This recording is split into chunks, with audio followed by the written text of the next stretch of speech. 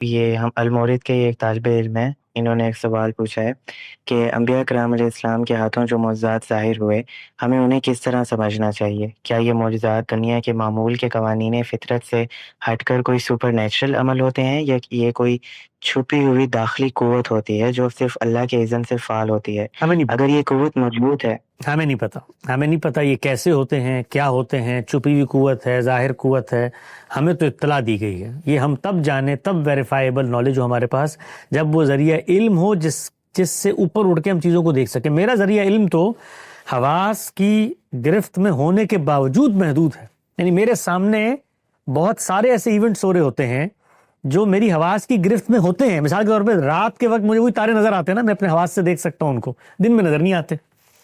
تو میرے تو حواس کی گرفت میں موجود علم بھی محدود ہے۔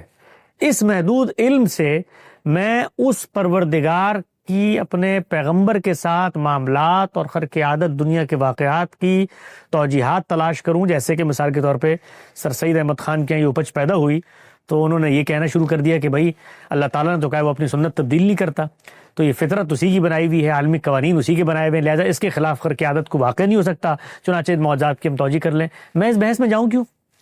مجھے ضرورت کیا ہے کہ یعنی میرے پاس کو اللہ تعالیٰ نے ایسا علم مجھے دے دیا ہے، میں اپنے حواس کے علم پر اعتماد کر کے آگے نہیں بڑھ سکتا، وہ محدود ہے۔